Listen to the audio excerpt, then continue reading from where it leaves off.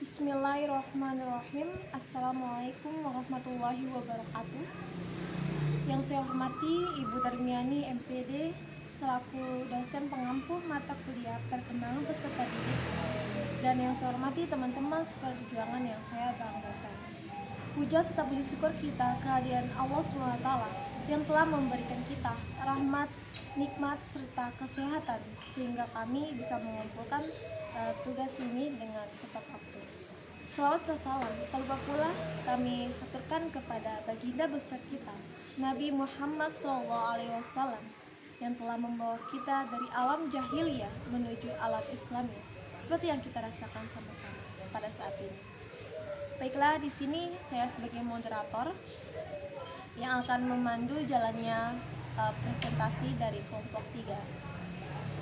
Di sini saya akan memperkenalkan nama-nama anggota dari kelompok 3, yaitu yang pertama Mita Melesari sebagai pemateri pertama, Muhammad Rizkon Zulfani sebagai pemateri kedua, Latifa Yaza Lestari sebagai pemateri ketiga, Mulia Martini sebagai pemateri keempat, dan Saudari Linda Fitrianti sebagai pemateri terakhir atau pemateri kelima. Baiklah, langsung saja saya perkenankan kepada pemateri pertama.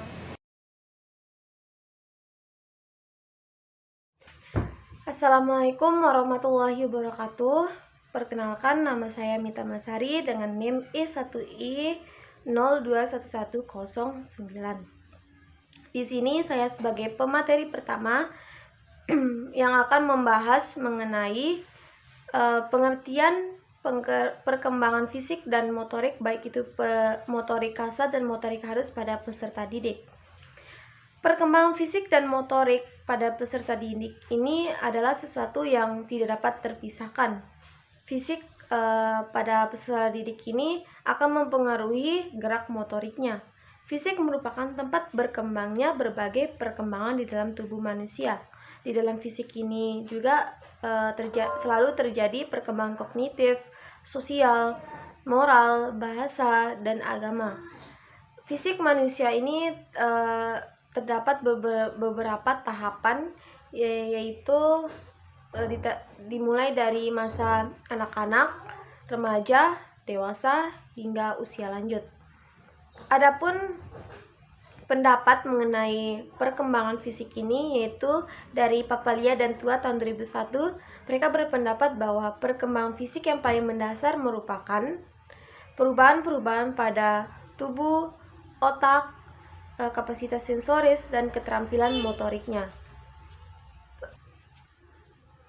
Perubahan pada pada peserta didik ini ditandai dengan pertambahan tinggi, berat tubuh, pertumbuhan tulang, otot, organ seksual, serta fungsi reproduksi.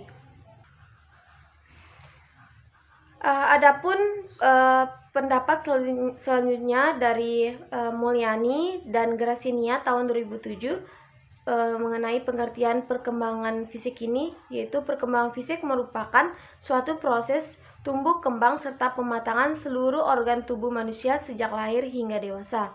Perkembangan fisik ini dipengaruhi oleh kesehatan fisik serta fungsi organ tubuh. Jadi, orang yang sehat secara fisik maka akan melakukan aktivitas dengan baik sehingga perkembangan motoriknya berjalan dengan baik pula.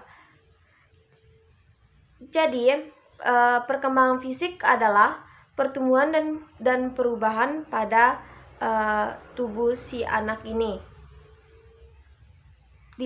Pertumbuhan ini yang secara jelas terlihat adalah perubahan bentuk dan ukuran tubuh pada si anak. Dan dilanjutkan dengan perkembangan motorik.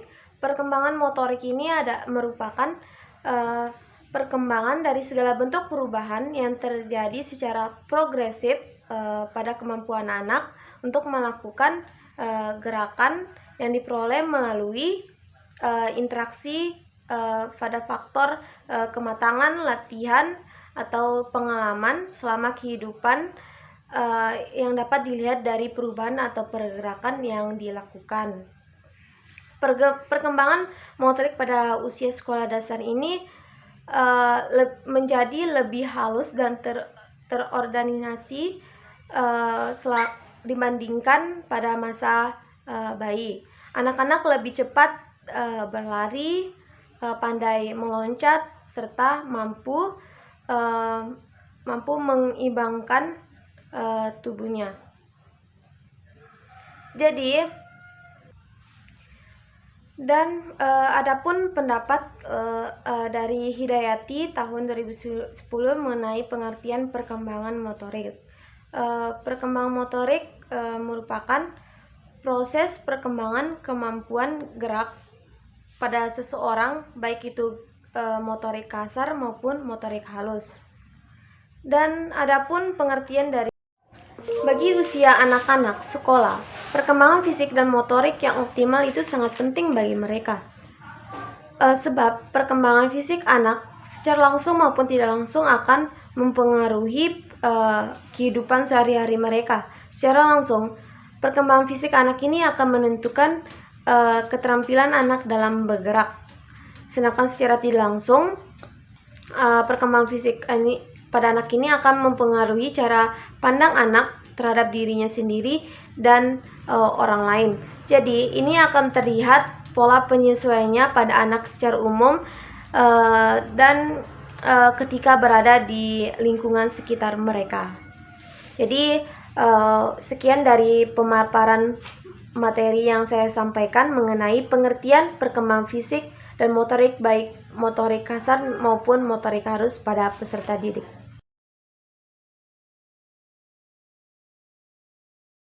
Assalamualaikum warahmatullahi wabarakatuh. Saya Muhammad Rizkwan Zulfani akan melanjutkan materi kedua, yaitu karakteristik perkembangan fisik peserta didik sekolah dasar, khususnya pada motorik halus dan kasar.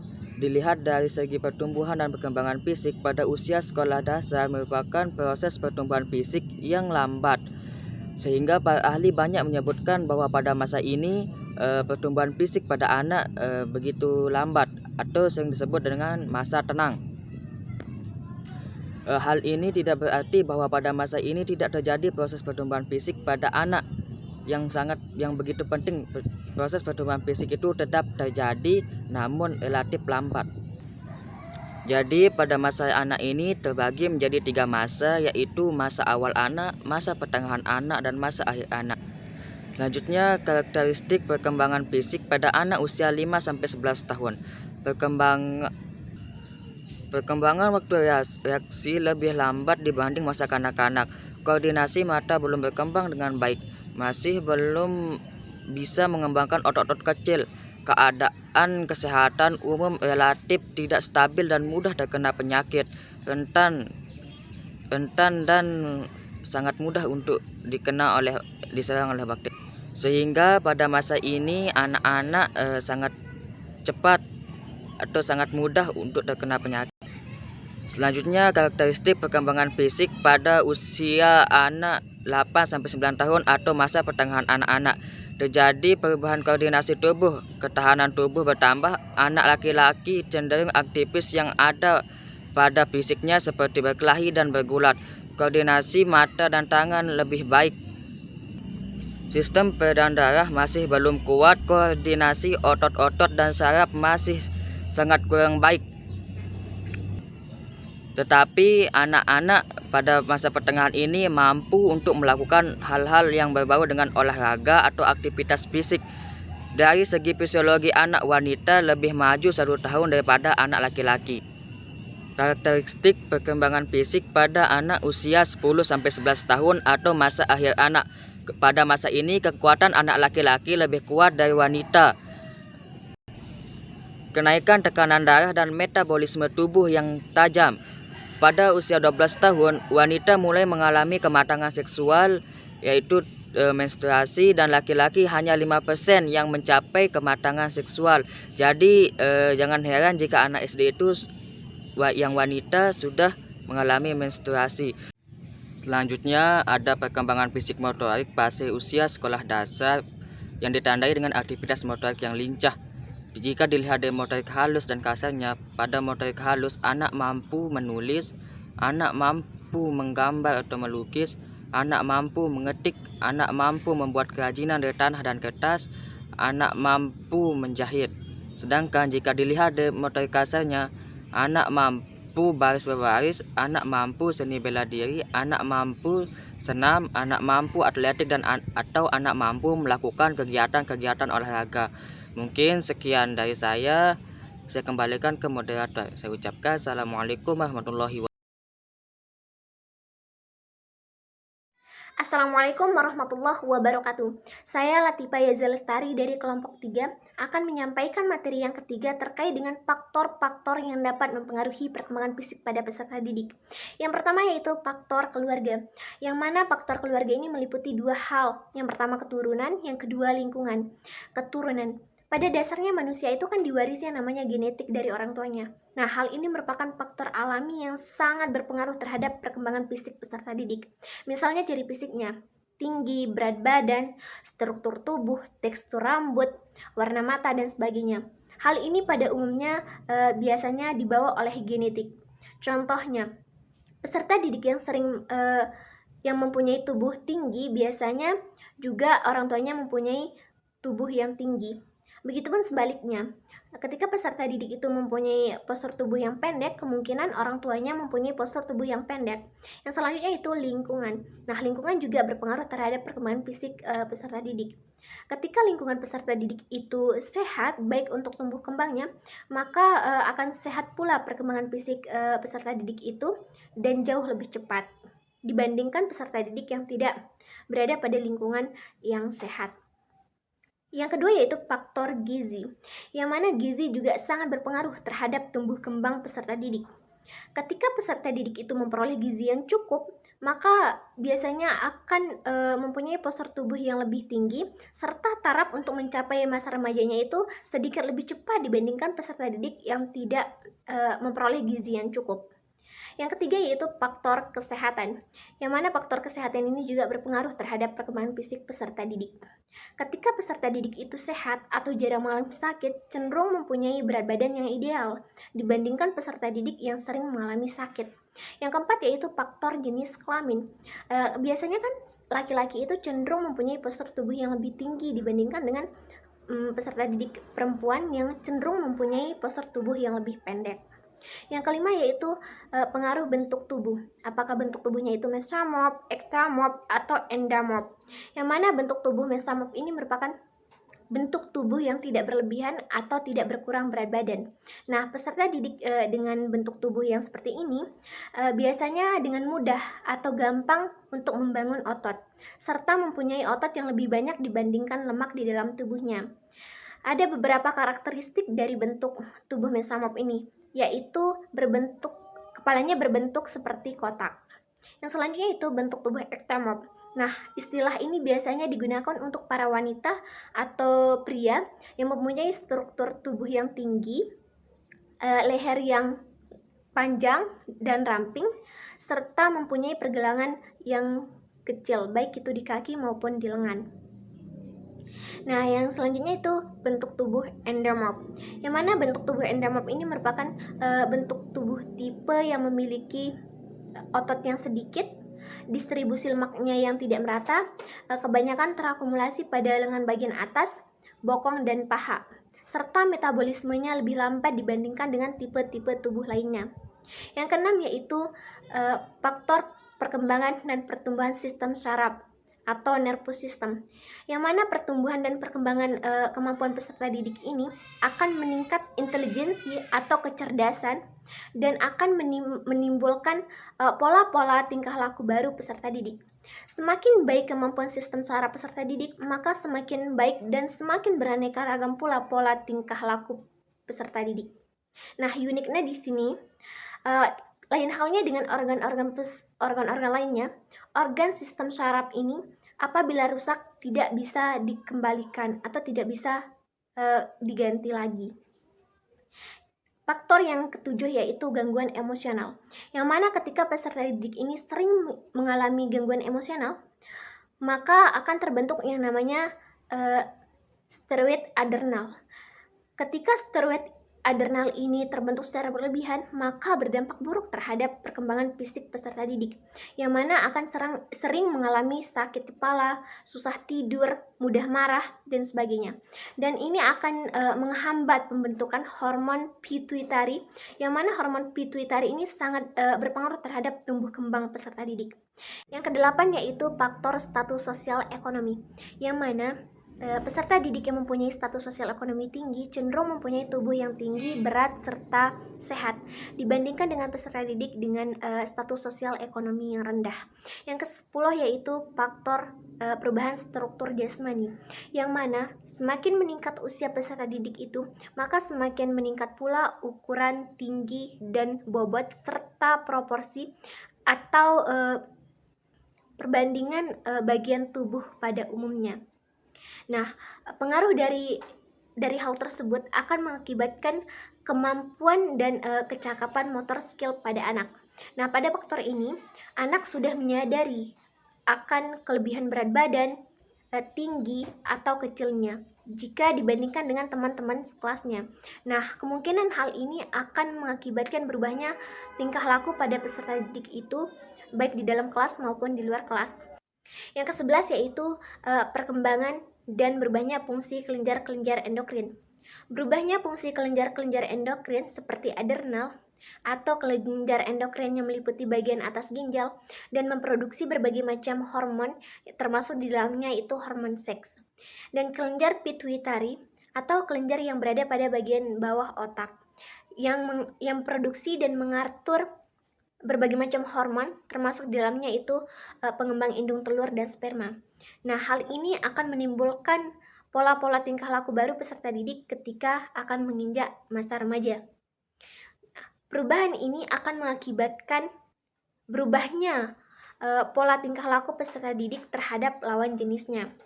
Nah, hal ini bisa kita lihat dari seringnya melakukan kerjasama atau olahraga, berubahnya gaya dandanan, dan penampilan. Nah, oleh karena itu, pada tahap inilah peran penting guru dan orang tua untuk mengantisipasi terjadinya penyelewengan seksual yang terjadi pada masa remaja. Sekian dari saya, kurang lebihnya saya mohon maaf. Wassalamualaikum warahmatullahi wabarakatuh. Assalamualaikum warahmatullahi wabarakatuh. Saya Mulia Martini di sini akan menjelaskan materi selanjutnya, yaitu upaya-upaya yang dapat dilakukan guru ataupun orang tua untuk mengembangkan perkembangan fisik. Yang pertama adalah guru lebih memahami dan menghargai perbedaan individual anak, khususnya karakteristik fisik. Misalnya, anak yang tinggi dan pendek, anak yang gemuk dan kurus, dan sebagainya. Semua harus mendapatkan tempat yang benar di dalam hati guru dan mendapatkan perlakuan yang sama. Yang kedua adalah orang tua dan peserta didik harus selalu diingatkan tentang pentingnya makanan bergizi untuk pertumbuhan fisik peserta didik, khususnya makanan 4 sehat 5 sempurna, bukan makanan yang dibeli siap saji. Yang ketiga adalah guru harus lebih banyak memberikan stimulasi supaya mempercepat kematangan perkembangan psikomotorik peserta didik. Misalnya, pemberian layanan pengajaran dan bimbingan. Yang keempat, media pembelajaran yang digunakan harus bervariasi dan yang bisa secara langsung menstimulasi fisik dan psikomotorik anak. Misalnya, media 4 dimensi. Yang selanjutnya adalah yang kelima, orang tua harus selalu memberikan bimbingan kepada anak secara berkelanjutan agar perkembangan fisik maupun motorik anak dapat berkembang seperti di kondisi normal. Walaupun pada saat ini masih dalam kondisi study from home, bimbingan orang tua dapat berupa contoh kegiatan yang melatih fisik dan motorik anak, seperti cara berlari yang benar, cara menendang bola yang benar, dan lain sebagainya. Orang tua harus memberikan contoh kepada anak, kemudian baru anak mencoba apa yang dilakukan oleh orang tuanya, sehingga dapat mempererat hubungan antara anak dan orang tua. Dan yang terakhir adalah Orang tua harus memberikan stimulus kepada anak agar memiliki kemampuan untuk mengembangkan keterampilan motorik anak, sehingga anak menjadi percaya diri dan mendengarkan apa yang disampaikan oleh orang tua. Orang tua harus bisa memberikan dorongan kepada anak agar tetap mau belajar seperti suasana di sekolah walaupun harus belajar di rumah.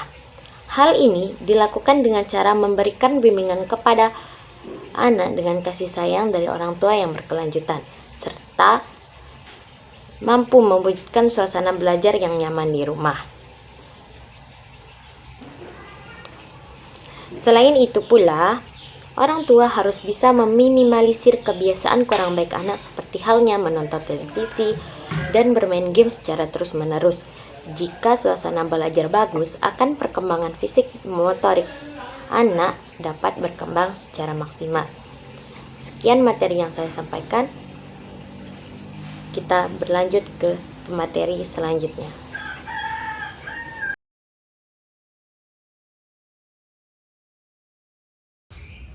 Baik, bismillah. Assalamualaikum warahmatullahi wabarakatuh. Perkenalkan, saya Linda Fitrianti sebagai pemateri terakhir dari kelompok 3. Sebelumnya, saya sampaikan terima kasih yang sebesar-besarnya kepada rekan-rekan saya yang sudah menyampaikan materi-materi awal dari perkembangan fisik dan motorik pada anak usia sekolah dasar. Nah, jadi di sini saya akan melanjutkan materi terakhir, yaitu manfaat materi ini dipelajari ketika Anda menjadi seorang guru. Nah, beberapa manfaat dari materi perkembangan fisik dan motorik yang dapat kita pelajari sebagai calon guru ialah: yang pertama, memberikan pengetahuan mengenai perkembangan peserta didik, baik perkembangan fisik motorik dan perkembangan lainnya. Karena nantinya calon guru akan berperan dalam pembentukan perkembangan si anak. Yang kedua adalah calon guru harus memahami dan peka terhadap masalah yang dihadapi oleh peserta didiknya. Yang ketiga, mendapat pengetahuan tentang faktor-faktor yang mempengaruhi perkembangan fisik peserta didik. Yang keempat, dapat memahami perilaku peserta didiknya akibat dari perkembangan fisik peserta didik. Yang kelima, memberikan pemahaman tentang ciri khas perkembangan fisik pada peserta didik. Yang keenam, dapat menentukan metode-metode belajar dengan menyesuaikan perkembangan peserta didiknya. Dan yang terakhir adalah dapat mengendalikan diri agar tidak membedakan anak yang satu dengan anak yang lainnya. Nah, jadi itu saja materi dari manfaat perkembangan fisik dan motorik yang dapat kita pelajari sebagai calon guru. Terima kasih. Wassalamualaikum warahmatullahi wabarakatuh.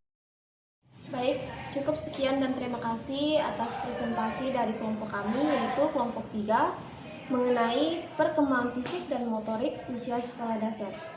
Assalamualaikum warahmatullahi wabarakatuh.